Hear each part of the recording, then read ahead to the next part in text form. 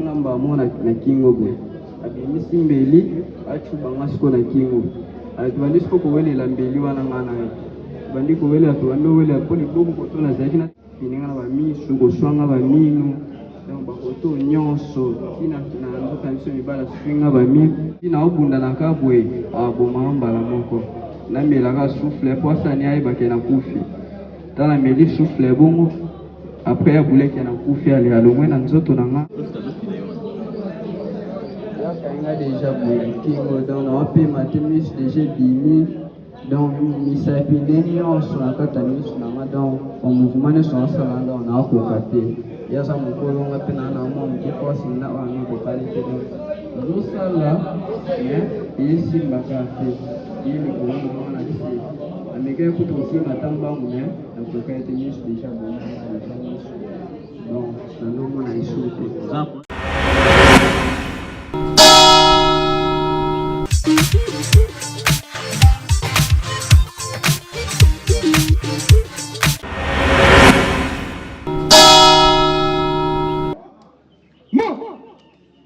Gardez-vous au centre porté.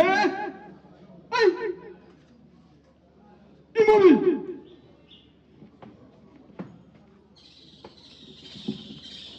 Monsieur le président du tribunal militaire de Ganzo de Guicha-Sanjil, mon capitaine, la police d'audience est rangée pour vous rendre les honneurs et vous présente les prévenus qui comparaissent à l'audience de ce jour. Commandant police d'audience, sergent-major Milili Akono Henri. Alors vous avez mon rappel.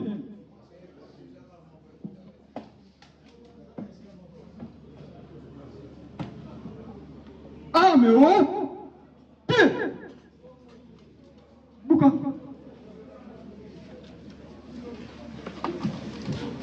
Sanji, siégeant en matière de flagrance au premier décret chambre foraine de ce vendredi 6 février 2026 dans la sainte de la district de Tchamou, située dans la commune d'Enjili.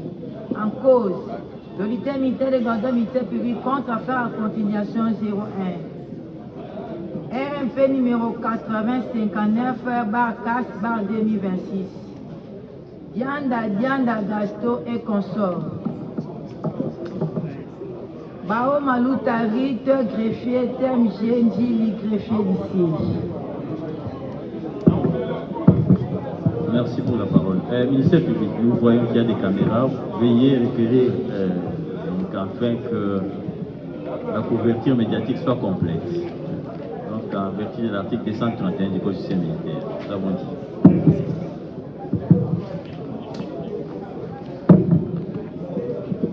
Merci beaucoup, Monsieur le Président, pour la parole nous accordée. Monsieur le Président, sauf autorisation expresse du Président sur la réquisition du ministère public, il est interdit, dès l'ouverture de l'audience, de tout appareil d'enregistrement ou de diffusion sonore, des caméras, des télévisions ou des cinémas, d'appareils photographiques. Monsieur le Président, nous vous demandons, Monsieur le Président, d'autoriser en presse, par devant vous, Monsieur le Président, de prendre les images, couvrir cette audience, Monsieur le Président. Vous êtes autorisé à prendre les images, mais il faut que vous donniez les noms des presses, hein, des organes de presse. Il s'agit de quel organe de presse si nous pouvons l'avoir en termes de dénomination? C'est quel 243 enquête télévision. 243 enquête télévision. Enquête. Oui. Télévision. Oui, d'accord. Afrique originale. Afrique originale. Afrique originale. Oui. Linga Congo. Linga Congo. Pour la police. D'accord, vous êtes autorisé à prendre les images. Merci.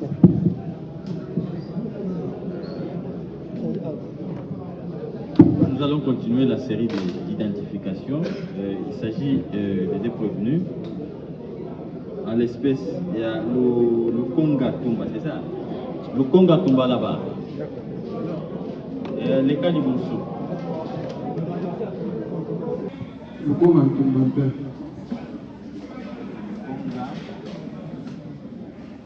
Kumba.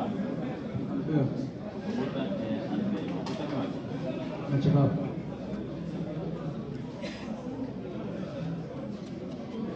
Cinquantième. Le 30 septembre. Oui. 2000. Kombo ya papa na ye. Tumba Stani. Kumba Stani azali wakufa. Akufa. Kombo ya mama. Ngalona Cécile. Pardon? Ngalona Cécile. Azali wakufa. Azali. Oyebi village d'origine na bino?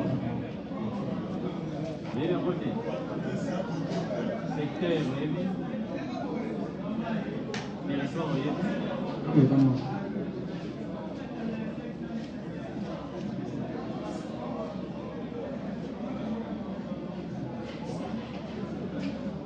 Province. Mujima.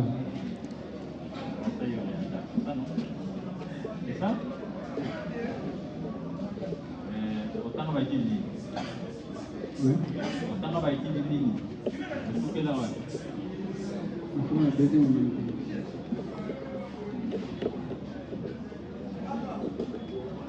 Oza na état civil. Oza célibataire, marié ou divorcé ou veuve?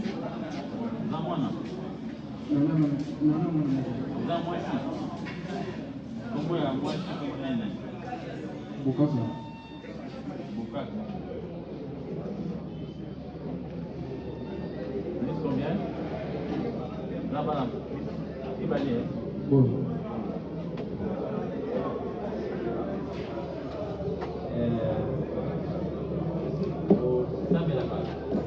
Ma martyr. Martyr. Parti, l'église des Rifaya. Bluetooth disconnected. Martyr. Osa msala nini? Militaire. La militaire. Logosi. Année nini? 2020 et 2021.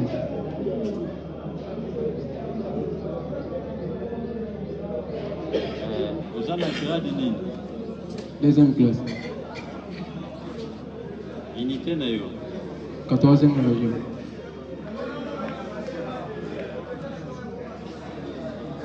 Osa na matiki na muku? Pesa? 100. Oui. 22. Oui. 22. Oui. 10. 10. 10. 10, oui. 462. 462. Fonction na yo? Fusilier. Donc yo oza soda. Ovandaka wapi? Sogère. Nambakana Sogère. Mbakana Projet, c'est ça? Sogère, Sogère. Ah oui.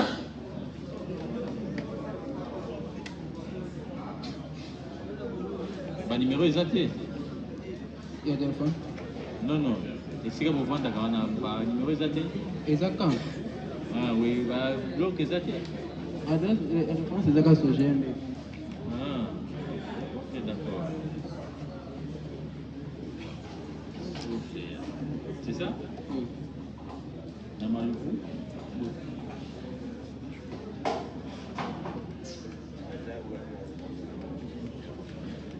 Bakangaki yo date nini?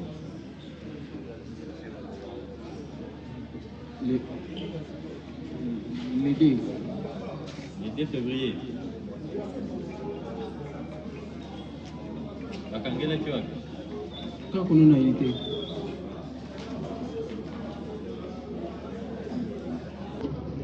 Commandant. Commandant na yo? Commandant compagnie ou commandant? SD.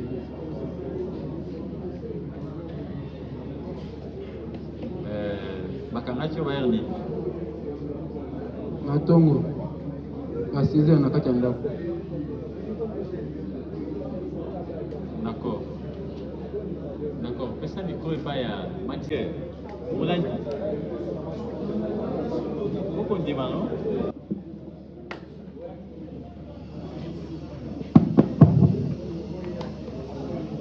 Monsieur le Président, nous vous disons merci. C'est pour avoir répondu favorablement à notre demande que nous vous avons fait venir, Monsieur le Président, parce que la tranquillité publique est menacée. Et donc la paix sociale est en danger.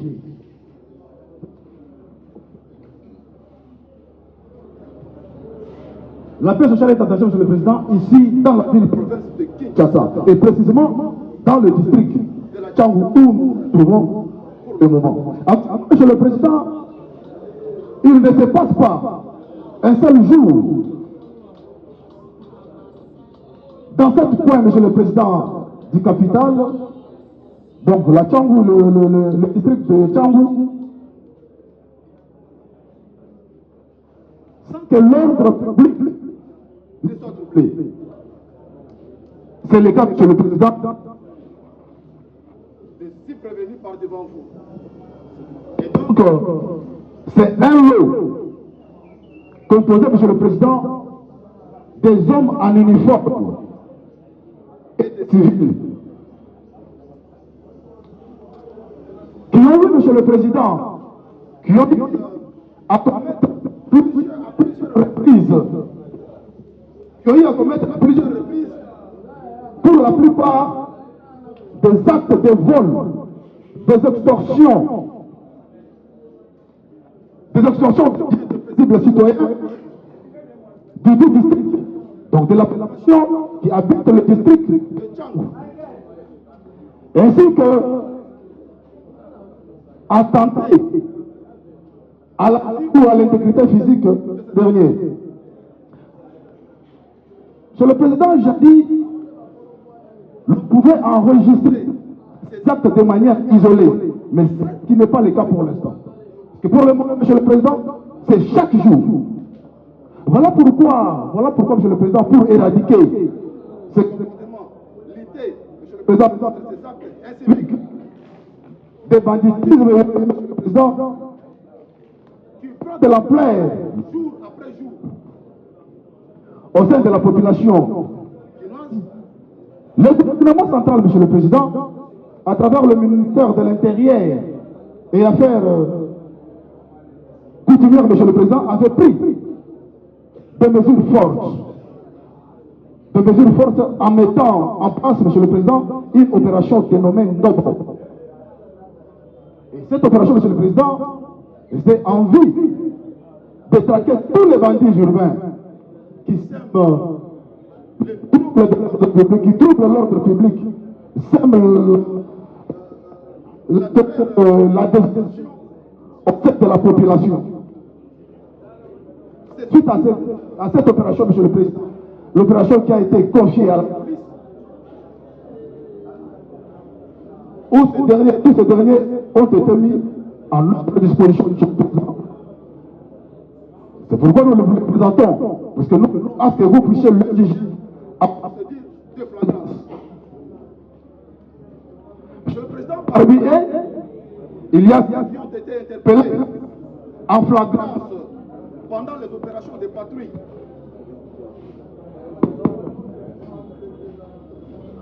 Pendant les opérations de patrouille diurnes et nocturnes de la police, il y a ceux qui sont là, Monsieur le Président, par dénonciation de la population. Et d'autres sont là, Monsieur le Président, sur plainte, Monsieur le Président, des victimes eux-mêmes. Monsieur le Président, le fait tel que relaté nous pousse, Monsieur le Président, à retenir brièvement l'infraction et terrorisme à leur charge. Cependant, Monsieur le Président, l'instruction qui va mener votre guide de tribunal, Monsieur le Président, va nous déterminer là où la prévention a été contre. Voilà, Monsieur le Président, brièvement, Monsieur le Président, nous vous déposons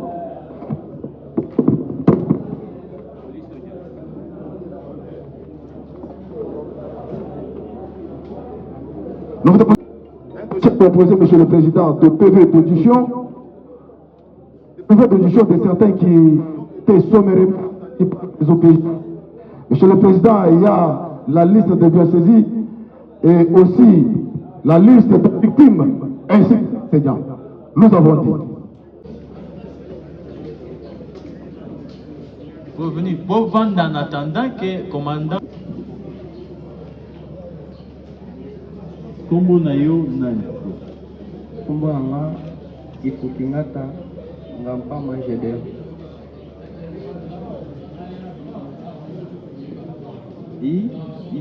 Ifukingata Ngampama. Ngata? Oui. Ifukingata Ngampama. Kombo ya mindele nani? Pardon?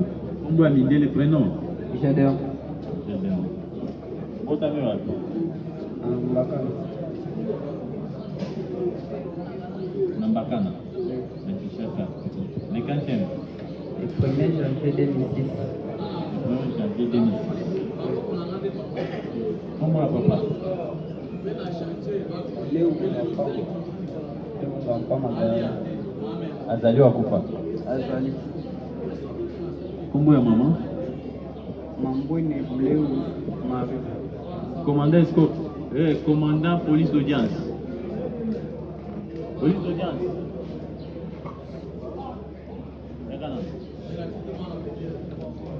Luka Soudan Moussous, vous organisez escorte, il y a prévenir mine, qui n'est pas adopté à examiner ceux qui basent mineur de l'hôpital. Luka Ninga na yom pour aider. Léo Ngampama Gare. Azali wa kufa? Azali. Kombo ya mama? Léo Mambwene Marie. Comment la micro bien?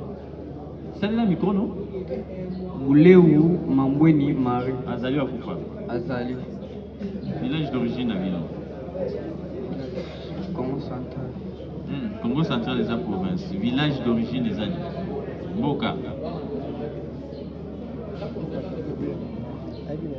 Amboka na disco na hivi. Papa n'a eu Azawa. Azali. Que vous pouvez aider votre enfant. Après ça va origine à Villon. Village d'origine à Villon des Années.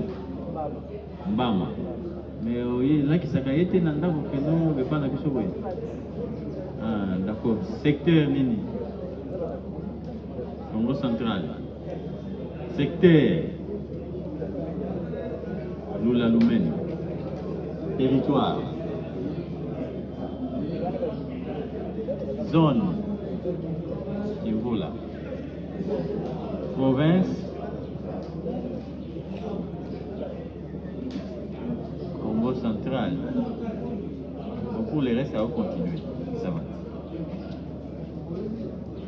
On t'en va bâtir. Natamaka maintenant na sisi tena na 6e bismanité. La 6e bismanité. Oui. Au sein de la rage. Sama malam. Au sein de la rage. Tolo kwa nazotanga nazana na musala te. Musala ezalaka soki banda lundi ti vendredi natali samedi dimanche. Vous êtes élève, n'est-ce pas? Oui, naza élève. D'accord. On va dire Tupa na Mbakana. Avenue Nini, tout ça? Avenue Molobo na Maya Libanga. Avenue Molobo. Molobo. Oui. Numéro combien? 88. Quartier? Quartier Mbakana. Commune? De Malou. D'accord. Vous voyez où ça, Nini? Hello, Telia. Tuzaki na Mbakana ande kobula na nga bula vendredi na samedi na dimanche. O ambunga ne sunga nga na ndenge ko ba déranger nga te. Komanda na komane komanda Albert toyebani ayaka pena ndenge. Azaba komanda Albert. Nana na simose ko mwana. Okai. Yeah. Albert, Matissa pantalon na yo. Oui. Oui, beta sikoma. Aye kutanga na parking wana aye bisinga toko etika nga na antenne koto ba uto sala barrière sika po barrière za na mungata balongo la mungata batango na antenne kota mbakana aye bisinga toke kuna o etika nga na tala mwasi na ngapo mikolo aza kuna azolinga balosala bambala. Zela nano, tribunal osana ki oza marié ou célibataire? Alors célibataire. Mais siko olobi makambo ya mwasi ndenge? Mwasi na ye. Mwasi na ye. Ayesanga ketika ota mwasi na ye atune procès ya mbala po anotekela ye bambala ya baya po baya ekonga misika. Donc ayesanga ketika ye kuna.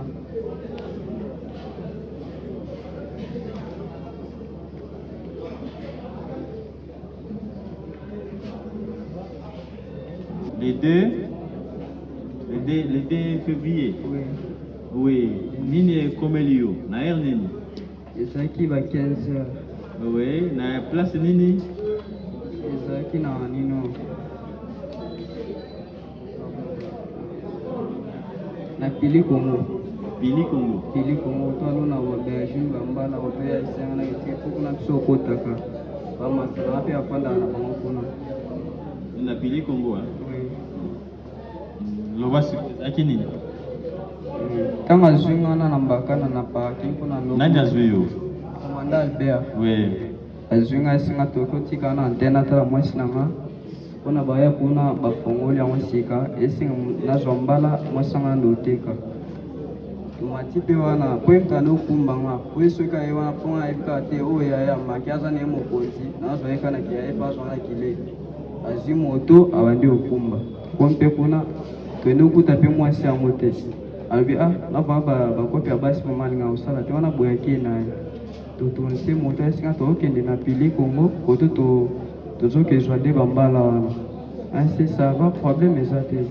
So tokende tulungi wana pe twandoke tokuta pe na babaya na bango place bango bafanda asolo pe na baninga na bango pe bien tulungi wana pe tokomiti na Pili Congo on a kuta pe masana pe twani ko solola tozoseka na biso pe zate wana ezali na babuli na bango déjà basala déjà ti pe balambi pe fufu wana balepe tanto sidisi ali tulungi wana tanto tulungi tubandi kozonga tukomi na ndako moya bruke esila te andio esangao bambala bayesi biso keza na ndako bruke esila te toki osimbisango totya na moto tosani tozonga nake pesa mwasi nanga sani ande oteka ase problème te mokonzi tokota ndako ampeza ya so mpe ba 7 chambre boye na kati na ndako esila te ndako bruke ya monene esila te wana eza na niveau nini? Pembeni na prince wana so leki Pili Congo ntango obima na prince boye donc eza pa mosika te na prince.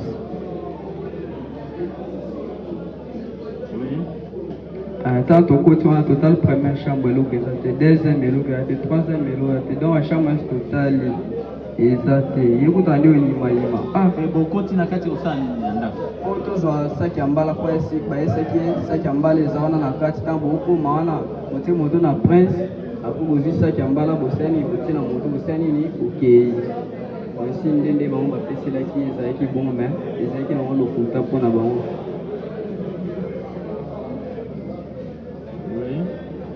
Tant tokoti wana tolukiluki tomoni te ya lobi tosani tobima po moto mpe atiaki déjà antivol po contact nyonso ezalaki na maboko na ye toke wana ata na maposhi boye contact eza te o contact eza te monzela oko ozali na wana liboko siko ekea o te contact ebungu tobandi koluka tomoni te totali ntina bamatiti eloko eza te nzela ata azolandela nenga bamuvuma na po asali nakanganga boma ngai azolandela nga kanganga aboma ngai do bamuvuma nyonso azosala yeka na nsima na nga sona pelisi torche ebandi clé ebungi clé ebungi ozoluka clé mais sikoyo ye alingi aboma yo ndenge nini? nga sikoyo nasimbi telefone na ngai ya mokie po ya nokoti ezala na saki na mbongo sikoyo so na pelisi torche boye nayaki eluka na bamatiti ya soloba te place oyo ya suspect kotiaka batorche te donc nga pe na zoyeba na nga pe te ale minute ale apele nga mbamo na kingo boye abimisi mbeli acuba nga siko na kingo ale tubandi siko kowelela mbeli wana nga na ye tubandi kowelela tubandi owelela po libuku koto nazalaki na telefone koto na simbe na mbeli tubandi kobaluka na mabeli anga ali nazwi mbeli na telefone anga nabwaki yango ta nabwaki yango ale afininga siko na misu boye misu kaka ete oboka fininga na bamisu koswanga baminu donc bakoto nyonso tina na nzoka miso mibala swinga baminu aboma kaka sani azwaka moto tipe tubandi kobaluka wana tubandi kobaluka nga te soki na obunda na kabwe aboma mbala moko namelaka souffle po asani ayebake na kufi tala meli souffle bongo après abuleki na kufi ale alongwe na nzoto na nga ake quelque part na matiti abatami ntango abatami alandela mouvement soki na kufi ezaki tokomda ba 19h tipe 20h eyebetaka wana aomona naosa mouvement te nini te ale alongwe wana adémarre moto na place azonga mbaka na koto toutaki alazongi esomungata akebomba moto kuna sikonga petit pe ba 21 ape betelingaka wana donc misu na ndo mona te donc place tozalaki wana ti yolo donc tosalaka ba seconde tato 35 secondes tato 40 mais siko na place wana alongi 21h na bandi okende matiti donc naye koma 1h na yolo naye kota pe bato pe bazali na bango libanda bazali na matanga ntango bamoninga bwele babandi kolinga habité bolinga te bino mo bomona anga aleka ezali ba 15h nazali na komanda Albert bino pe boyebi nde natambola na nga na ye ati pe bamatika na motuka wana balobi soki okomi na baya baambroye biso toluka ata moto bamemao toke mpe kota bafame ya babe na biso mpe tofandaka na bango wana ale batenga na moto toya mpe na babaya na bango tokopesa baconsigne okomi bwendeni mibondo tolinga te eza mibondo te eza komanda Albert toleka ye na ye awa na ba 15h ende mtakenda ya kosala nga boye donc tous les trois baya bango bazalaka wana totiki baconsigne donc sikoye mpe na basope ayaki na babutu soki mpe na batongo ntango aleki wana consigne ya totikaki ale na nde mpe bakangaki ye wana donc na mbongo bata versement donc ezali 500 000 na mbongo nabulaki nyonso eza epane na batelefone nyonso eza epana ye abuku na natika lozwa te eloko te lipapo kuna lati kutu bakabelinga kuku kokabela mpona na r ana nda komiyeba lisusu te 500 000 nani lisusu na telefone mwa ya touche na ya nini pardon kombo ya appareil kombo nango nini moko ezali nango itel ya touche moko ezalaki Samsung S9 batelefone moko ezali mibale moko oyo tobwaka na matiti oyo tobanda obundela na ye moko soki ezalaki na saki na mbongo yango soki ye azwaki mpo emonana ye te wana itel na nini Samsung S9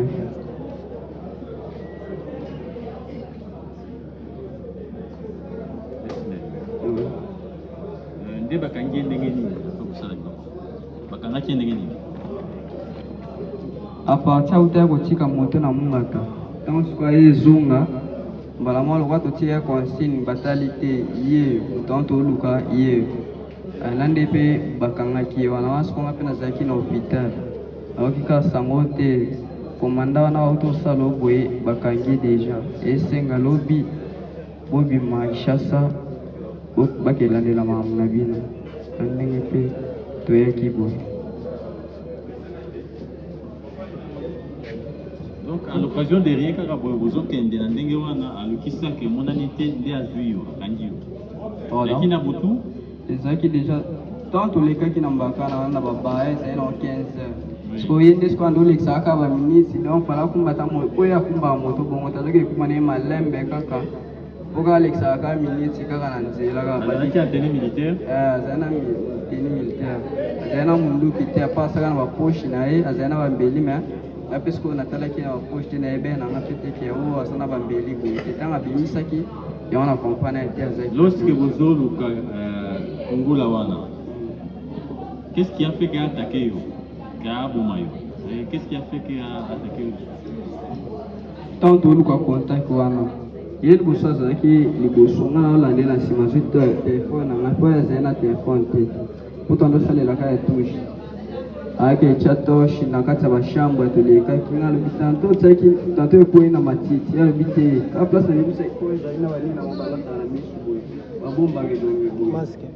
sopi masque a place na bisa ke loko tanto place ko e pona bisa na kata shamba to tapi Zaki na masque ngo?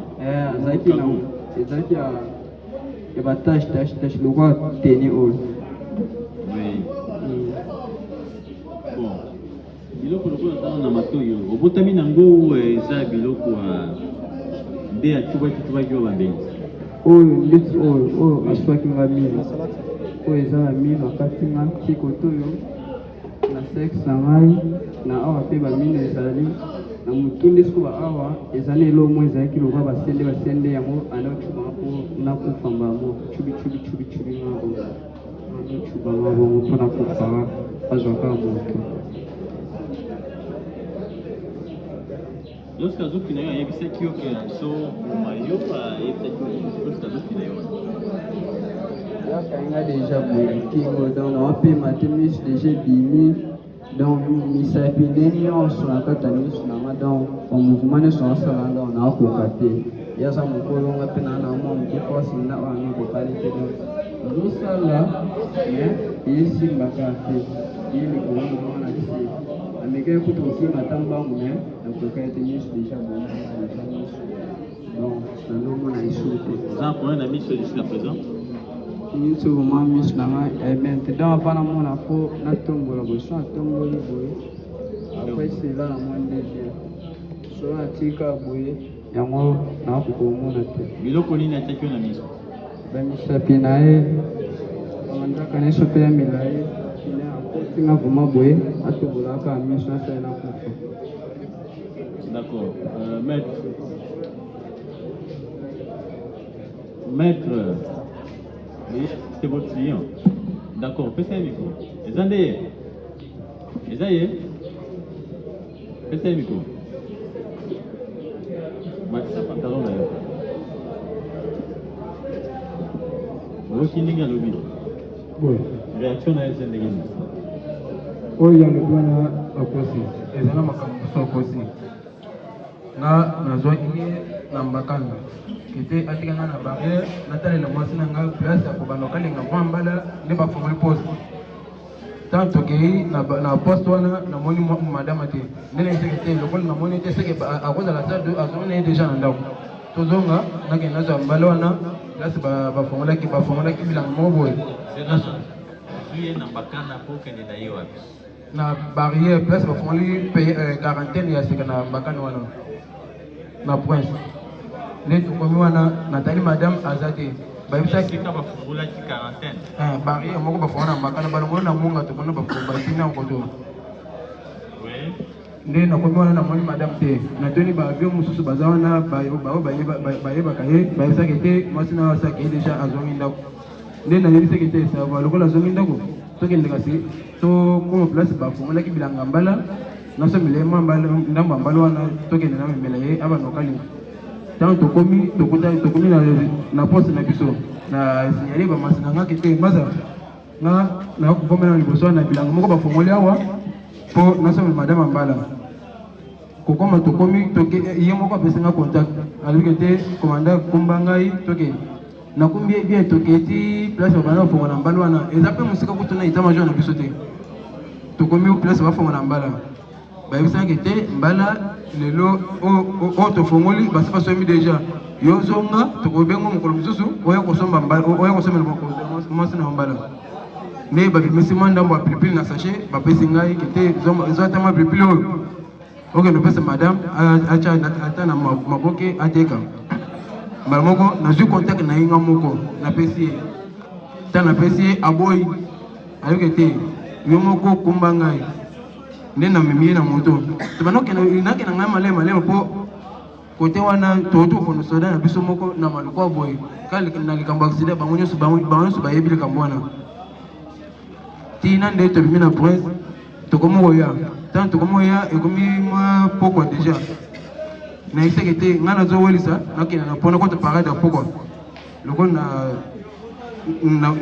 nakendaki kosomba biloko mata eleki nakenda mpona kota parade ya pokwa yebisaki te mokonzi tokende kaka nde tokeiti tokomi déjà peme mpo to état major na biso mutuka moko remoke ezoya liboso mosusu ezolanda biso na nsima oyo ezoya liboso ebetaki minda makasi nayebisaki te peti oyo eza remoke soda na biso autokufa boye bino moko bomoni nde akufi ayo boye na makambo ya moto excès de vitesse nakumbe maleme nde bayebisaki te eza na place mosusu ezalaki na ndambo ya mbala moko boye batiaki wana nayebisaki te sava lokola bayebisaki mwa ndambo ya mbala mosusu eza awa telema natala mwa mbala wana soki eza tokende kotelema totelemi ye soki ablokaki gido na ye moko ablokaki gido na ye asimbi contake na ye mbala moko une fois oyo nakota mpona ke nazwa mwa mbala oyo bayebisinga wana namoni bato bazoya liboso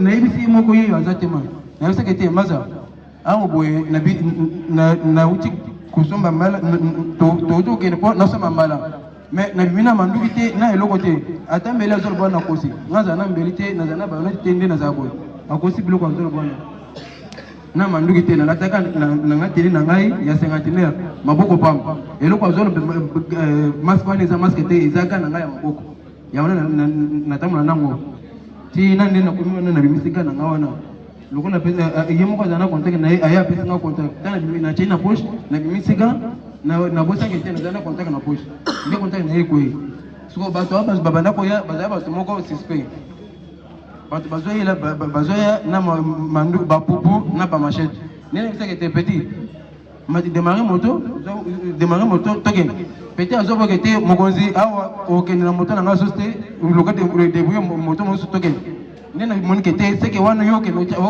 olewokende otya na maboko ya bangono to ndeni nde pesingaka na bando obeta ye wana azwi abloke ngai aswinga mino ake te okokende te ngaki nakende te nde nini nga motu na ye na yo tozonga ndako nde nabetaki ye wana ke te akei akimi atiki moto na ye namonike te so natiki moto bakoyiba moto nazwi moto nakei ti natika na état major ya basoda na biso moko oyo baza déploye na kote ya mbonga to wana ta natiki moto nazongi nanga état major kozonga nazongi état major nde namoni batindelaki major soki bafoto mpo bakanga ngai nde bakangaki ngai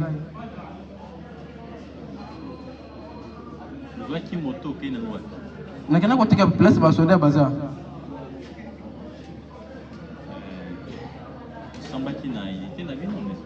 oui oui nasambaki nasambi bapose nga nde mituna nasamba nde nalobi boye te bapose nga nde mituna par rapport ya oyo ayebisaki bango nde mais kosamba ya boye nde te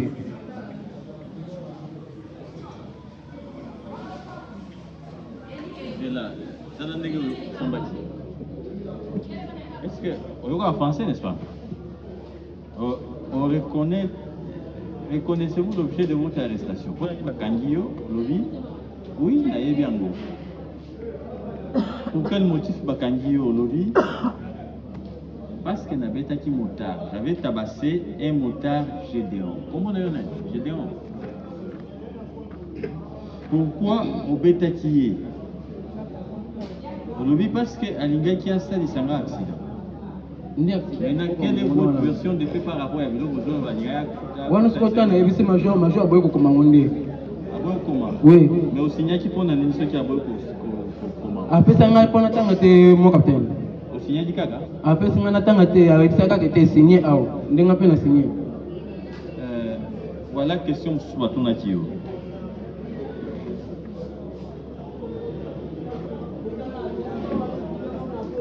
est-ce que reconnaître que Yonde Moutorana conduire moto Olobi boye na aller ngande Moutorana conduire mais na retour Yonde Moutorana conduire et ni les autres prouvé que l'ingénieur qui a ça c'est un accident Olobi boye remorque moko ebandati koya liboso na biso brusquement l'ingénieur qui écoute biso.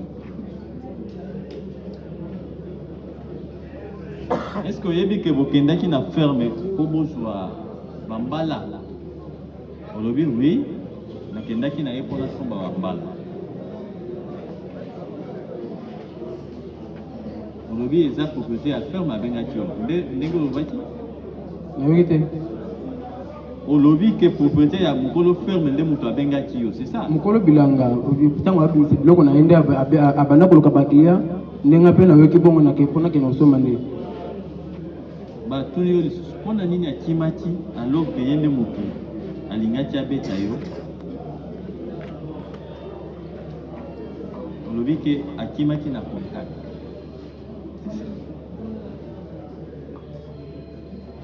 De toute façon, on doit reconnaître que biloko eza na nzoto na ye yo nde moto obetaki.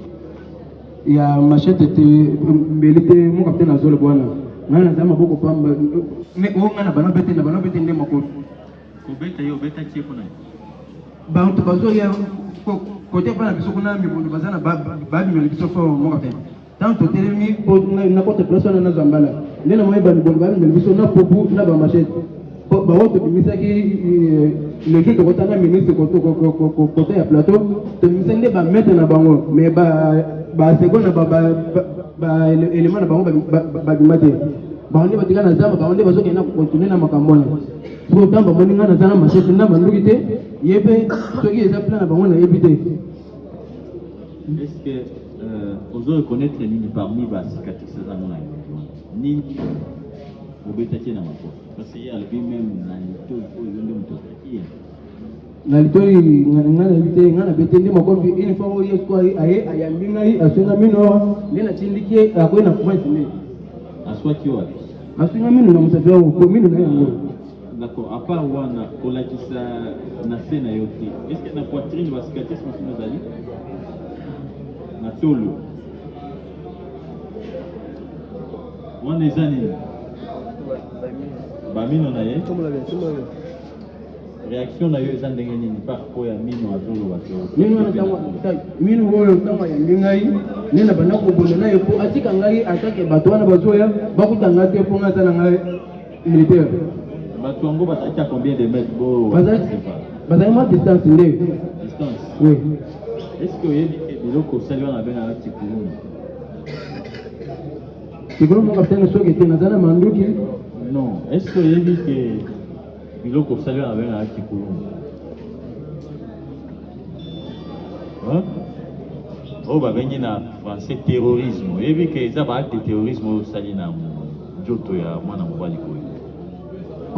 eza bongo soki te naza na manduki wani façon mosusu bien naza na machete tombeli mais nga naza maboko pamba tina nde avant kutu tokende place babimisa mbala wana totamona tokende na ferme na barrière bato nyonso bamoni ngai nakenda komilakisa na bato nyonso tuke te nakoma place te nasinyale baninga. D'accord, est-ce que le tribunal est retenir par rapport à terrorisme? Ah, va présenter le roi terroriste dans la meilleure cérémonie. Olobini, vous allez reconnaître un beau, vous allez reconnaître un. Il y a un discours tant que ça n'a imité, n'a pas papa n'a eu un. Était le coup de fondé n'a tout ça n'a imité. N'a pas cherché n'a même l'hôpital, va faire ce traitement. N'a pas kobonga. Bino boya pe pa na ngai. Atanga boyete ngapa na kepa na bino. Boke bola senga ba to oya imisaki wana. Na to na ngete ba mangi pour nini. Mais baboyi au point de en charge na yo. Baboyi papa le bag était tout en hôpital. Na mise au major. Major ndio lui était le gars na commis déjà ndio atini ngako to mu auditoire. Bon, tribunal yo kini pour na yatali terrorisme. Oui mon capitaine. Tribunal de retenir ni. Biloko kosani ministère public a levé que un terrorisme. Olobini. Moi, le bin va en charge. Vous soyez en charge. Oui. Veuillez acter ce qu'il dit, il veut les prendre en charge. Vous avez des questions à lui poser? Merci beaucoup, Monsieur le Président, pour la parole. Monsieur le Président, nous avons quelques questions. Mais avant de les poser, Monsieur le Président, nous voulons préciser en votre guise de tribunal que vous avez par devant vous, Monsieur le Président, un élément des FRDC, mais qui se comporte comme un criminel. Un bandit, Monsieur le Président. Pourquoi nous disons cela, Monsieur le Président? Parce que Le soldat de deuxième classe, le Congo, part devant vous. C'est son commandant, Monsieur le Président, son propre commandant, qui l'a mis à notre disposition pour des actes de terrorisme. Monsieur le Président, c'était en date du 2, comme la victime vient de vous narrer.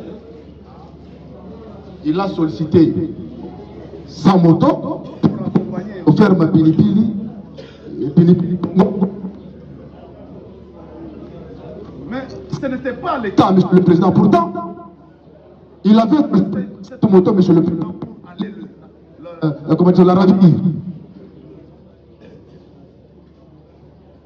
Mais ce qui nous retient, Monsieur le Président, ici, c'est que la victime elle-même signale que nous connaissons avec le prévenu par devant vous. Il vient chez nous, il connaît ma famille, je lui transporte souvent. Et donc, ce n'est pas vraiment quelqu'un de méconnu auprès de la victime. Et en sollicitant la moto de la victime l'a pris comme un grand frère, quelqu'un que j'ai l'habitude de transporter dans des petites courses, tout ça et consort. Mais ces jours-là, Monsieur le Président, son grand frère, le soldat de deuxième classe, Lukonga, avait d'autres intentions. Et cela s'est manifesté, Monsieur le Président, par le fait que quand ils sont partis, là où il l'a amené, là où, à la destination qu'elle lui avait donnée, aux fermes Pilipili, disant que nous allons prendre des patates douces auprès de ma femme. Arrivé aux fermes, Monsieur le Président, à la ferme, Monsieur le Président, ils n'ont pas trouvé la femme. Au retour, Monsieur le Président, il change de direction.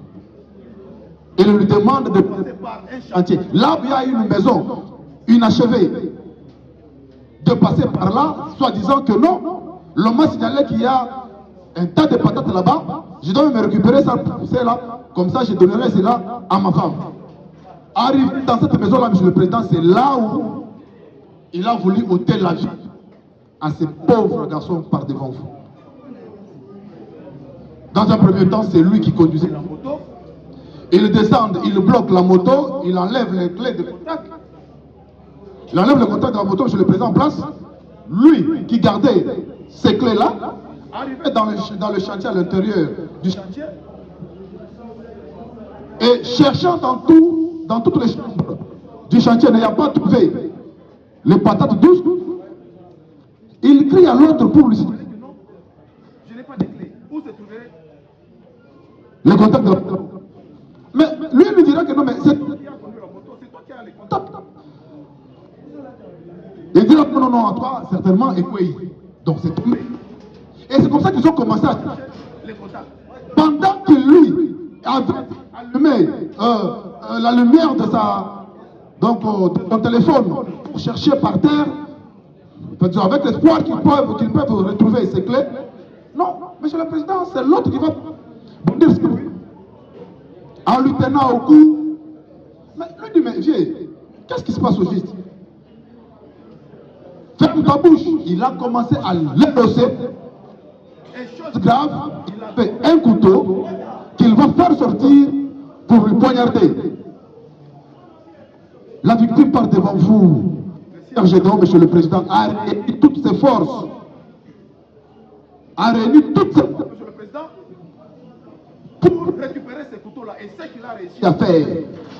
Après avoir récupéré ces couteaux-là, quels que soient les coups qu'il recevait, Monsieur le Président, il a visé sur la fenêtre qui était à côté et il a jeté ces couteaux-là. Et comme il faisait nuit, il faisait très sombre, et c'était vers 19h, Monsieur le Président, il n'a pas eu le temps d'aller chercher le couteau. Il a dit, voilà, comme quand j'étais le couteau, il a commencé à lui mordre, à lui taper avec du n'importe quoi, des pierres qui étaient là, n'importe quoi qu'il trouvait là par terre, Monsieur le Président, il lui frappait avec. Il l'a tellement frappé, à tel point que il s'est dit non, non, non, ça ne suffit toujours pas. Je dois vraiment en tout cas l'achever, parce que moi je dois prendre la moto, puisque c'était ça son intention, quand il l'a frappé. Et Monsieur le Président, il est allé même jusqu'à vouloir lui couper les glandes du pénis, le Président. Ah, pas montré, Monsieur le Président. Sont bénis, Monsieur le Président, mais si vous les regrettez, Monsieur le Président, vous allez regretter. Moi, je venais ici. Par image, Monsieur le Président. Il m'a envoyé les images, je peux vous les dire. Il m'a montré ces images, Monsieur le Président. C'est affreux. Et ça, c'est avec le temps. Donc, Monsieur le Président, arrivé comme il faut de prendre le gland du pénis d'un jeune garçon comme ça, mettre dans la main et vouloir couper cette tête-là, Monsieur le Président. Qu'est-ce qu'il cherchait? N'est-ce pas? Pour ces garçons, la vie. Voilà, Monsieur le Président. Mais ce qui nous retient ici, Monsieur le Président, pourquoi nous les poursuivons? Nous avons voulu à ce qu'ils soient jugés en procédure de flagrance. C'est parce qu'on l'a envoyé, il n'y a pas longtemps qu'il y ait, Monsieur le Président, par son propre commandant, qui nous dira en tant que tout c'est tout. On en a assez. Et il ne pas les seuls. Il a ses complices. Ses complices, ce sont les éléments là où il est allé déposer la moto. Puisque il a cru que l'autre a trouvé la mort, parce qu'après avoir reçu vraiment en tout cas une frappe correctement, l'autre s'est dit non, non, en tout cas, de toutes les façons, il est plus fort que moi. Il a fait semblant comme s'il était mort. Et lui a cru qu'il était mort. Mais la personne qui voulait chercher la clé, qui a posé la question où se trouverait la clé, la personne qui a signalé que la clé était perdue, c'est cette même personne-là, Monsieur le Président, qui a compris la moto et qui est rentré avec la moto vers Mbakana. Vers Mbakana. Mais Monsieur le Président, lui avait dit que la clé était perdue. Et ils étaient en train de chercher cette clé-là pour démarrer la moto puis rentrer. Mais après avoir tabassé l'autre, c'est lui qui a démarré la moto. Votre guide vient de lui poser la question. Mais la moto, vous étiez allé la déposer où? Il nous a répondu, Monsieur le Président, auprès de ses amis. Mais comment il a démarré cette moto? Puisque la clé était perdue. Et donc c'est comme pour dire qu'il avait l'intention de tuer l'autre pour récupérer cette moto-là. Et de part, Monsieur le Président, les informations par nous reçues de la part de son commandant, il n'est pas seul, il a ses complices. C'est dans leurs habitudes. Lorsqu'ils vous trouvent avec une moto neuve, ils vont faire soit vous tuer, soit je ne sais pas moi, vous amener je ne sais pas moi où, vous blessez, vous tabasser et puis récupérer la moto. Mais comme vous connaissez l'autre, il s'est dit non, non, non, si je le frappe et je récupère la moto, en tout cas, comme il me connaît, il risque de venir signaler. Et il avait l'intention de l'achever. Dieu merci, Monsieur le Président, ce n'était pas son jour.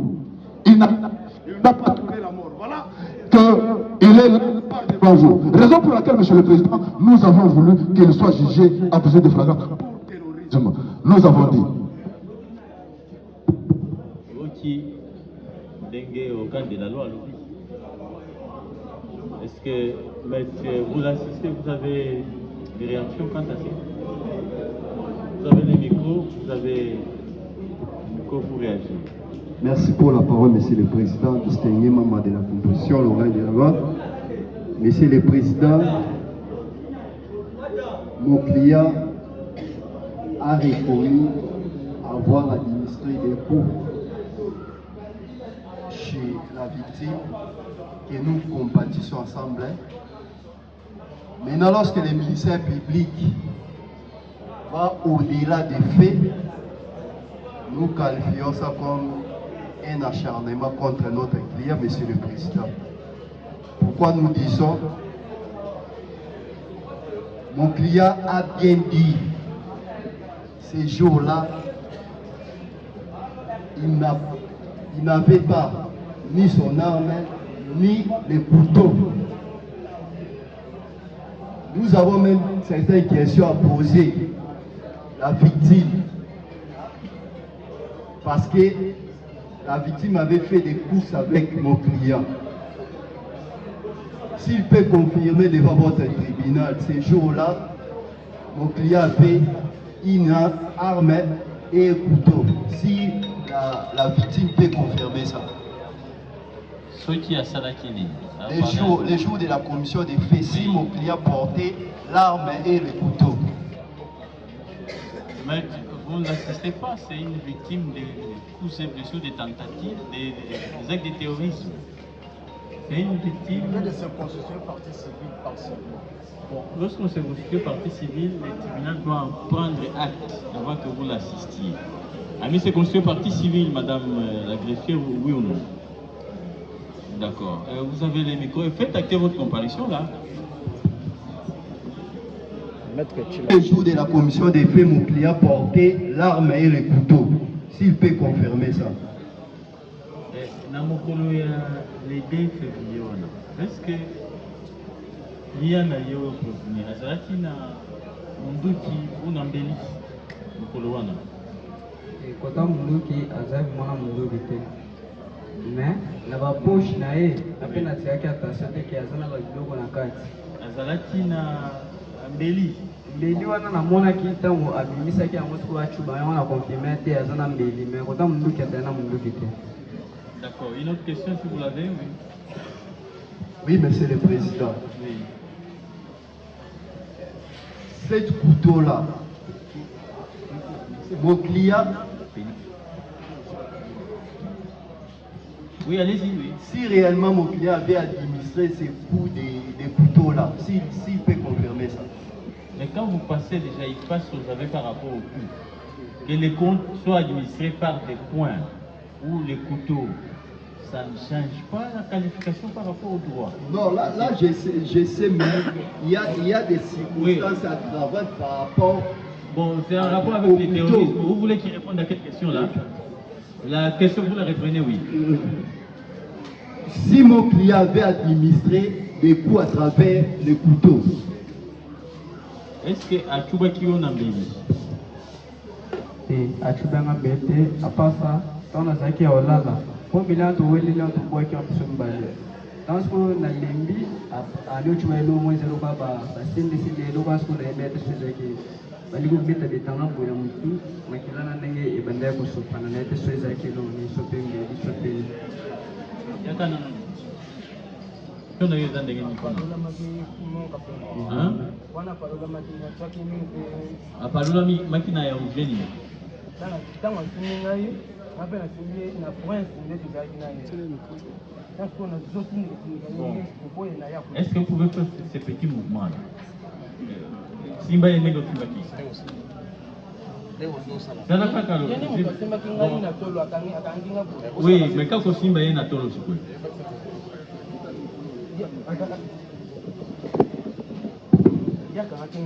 Akanginga pona kimake. Ne mapera kanaki kwestini ko na chesko ras akwena se. Ko bene sko na bana bene ko atika ngaine. Azokaki foto na. Ndio azokaki. Azaki na kilo tu azaki na pantalon. Azaki na pantalon moko ici. Ici. Donc même sous-vêtement na yé pas quoi qui. Oui. D'accord. Maître, vous avez terminé la série de questions. Effectivement, oui, monsieur le président, vous allez constater avec nous que la victime vient de confirmer que mon client n'avait ni arme ni couteau. Par rapport à la blessure au niveau du pénis, mais c'est tout à fait normal, monsieur le président. Lorsque quelqu'un... C'est tout à fait normal. Non, par rapport à l'air, oui. Par rapport à l'air, mais échange de coups. Oui. Lorsque quelqu'un bouscule l'autre, surtout dans Macadam, c'est tout à fait normal qu'une personne tombe et qu'il soit blessé dans ce pénis. Est-ce que vous avez des questions ou non? C'est ça un peu. Vous avez une autre question ou non avec vous?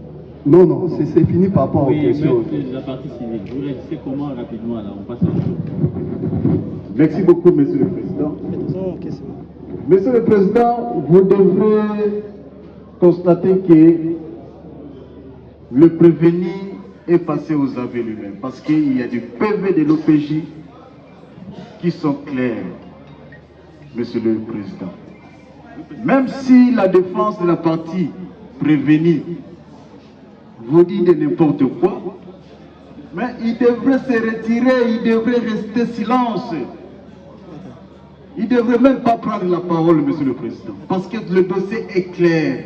Si d'ailleurs même vous constatez les biceps du prévenu et mon client ici, je dirais, monsieur le président,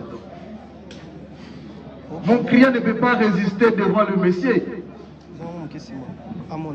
Et la partie, la défense de la partie prévenue vous dit que non, il n'y avait pas de couteau. Mais mon client confirme que non, il y avait le couteau. Il avait fait sortir son couteau. Ah, Monsieur le Président. Le dossier est clair, Monsieur le Président. Nous avons dit. Monsieur Vanda Kunan. Vanda. Vous Vanda. Vous Vanda, mon sous-soaleka.